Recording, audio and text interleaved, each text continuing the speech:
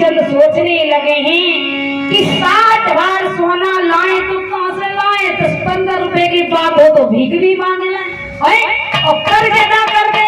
लेकिन 60 बार सोना अगर किसी के पास में मांगने जाएंगे तो मारते मारते हड्डी का सुरमा बना देगा। 60 बार सोना कौन देगा?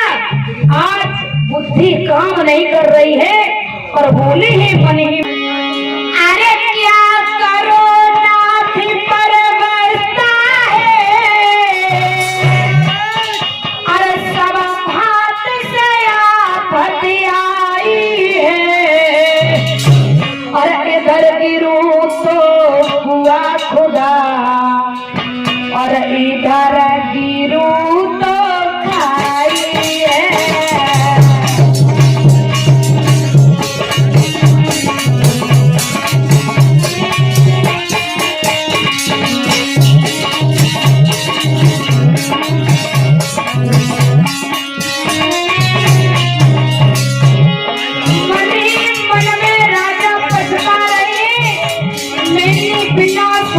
समझे क्या कर डाला महाराज। अगर किसी से कुछ शब्द बोला और अगर किसी के साथ कुछ करना है तो 100 बार सोचिए, 100 बार। और अगर 100 बार सोचने का समय ना हो तुम्हारे पास तो इतना समझ लीजिए कि इतना दिमाग में सोचिए कि जो बात मैं सामने वाले से बोलने जा रहा हूँ और बड़ी बात सामने वाला हमसे बोलेगा तो हमें कैसा फील होगा। अगर खुशी होगी तो बोल दीजिए बेखटक, और अगर दुख हो तो मत बोलिए। कोई बोली इंसान है तो तुम भी इंसान हो। क्या करो नाथ पर बरसता है, सब हाथ से आफत आई है, इधर गिरूं तो हुआ खुदा, इधर गिरूं तो खाई है।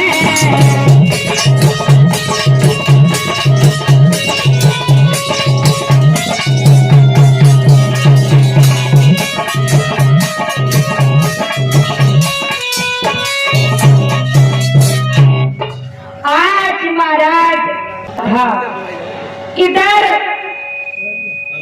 राजा ने खजांची से कहा है कि इन्हें सोना निकाल के दिया जाए, लेकिन महात्मा ने रोक दिया और कहा है कि ये सब मेरा है, यहाँ पर तुम्हारा कुछ भी नहीं है। राजा आज असमंजस में पड़ गया है महाराज। जब असमंजस में पड़ गए हैं तो उन्होंने दिमाग में एक बात गूंजी और उन्होंने मन में बात सोची है कि मेरी प्राण प्रिय पत्नी तारा जो है वो हमें हमेशा अच्छी राह दिखाती है, और लिखा भी है पुराणों में, वेदों में कि पति के दुख सुख में पत्नी हमेशा साथ देती है। तो आज महाराज मुझ पे दुख है, तुम भी जाकर के अपनी प्राण प्रिय पत्नी तारा से बोलेंगे, वे कोई ना कोई रास्ता हमें अवश्य बताएगी। आज महाराज जैसे ही राजा हरिश्चंद्र तारा के महलों में पहुंचे हैं तो तारा पलक पर बैठी विश्राम कर रही थी। तारा ने उठकर के अपने प्रिया का स्वागत किया है और महाराज स्वागत करने के बाद में पति के चरणों को धोया।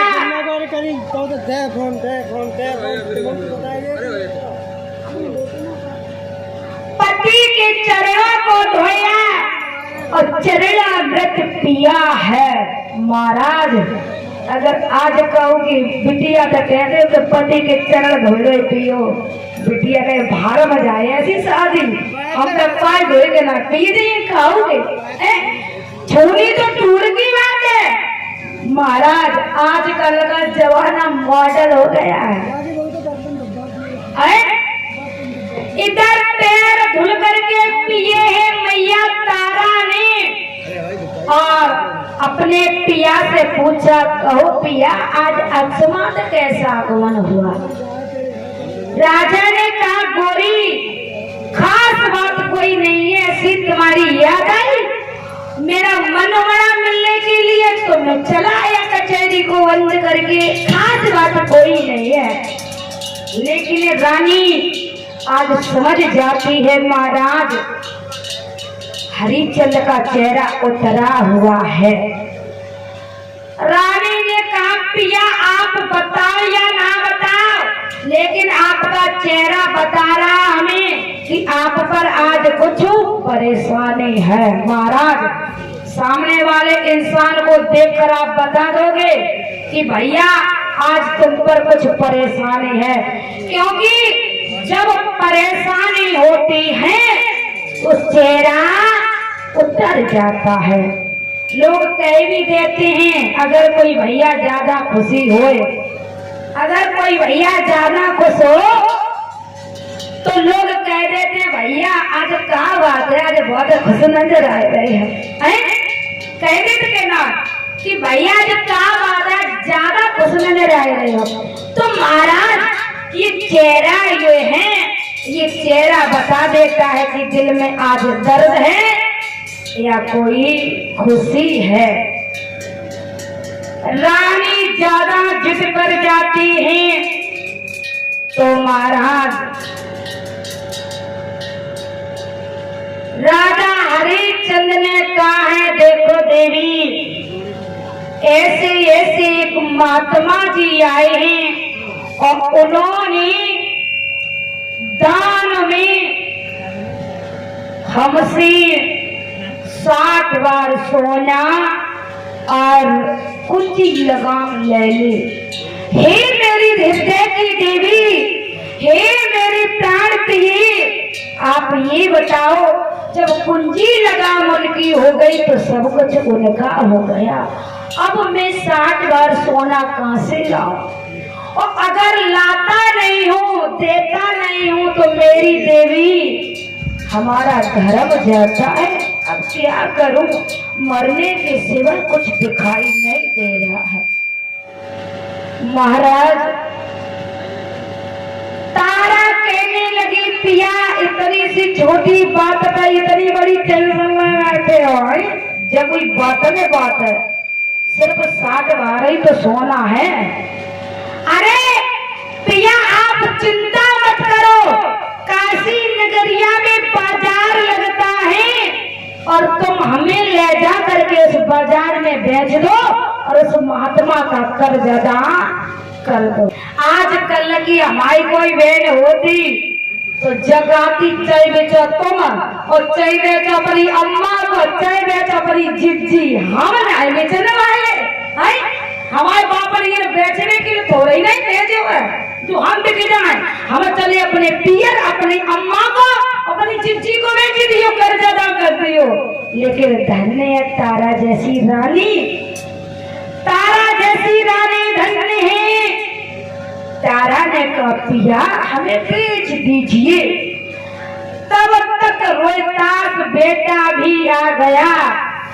रोहितास बेटा ने कहा पिताजी आप हमें भी बेच दीजिए। आज महाराज तीनों प्राणियों ने राजाओं वाले वस्त्र उतारे और संतों वाले वस्त्र धारण किए हैं और चले हैं। और जब चले हैं महाराज तो बताया है अपनी जन्म भूमि को प्रणाम करने लगे हैं। और महाराज जब जन्म भूमि छूटती है ना तो बड़ा दुख होता है। जब जन्म भूमि छूटती है तो बहुत दुख होता है बताया।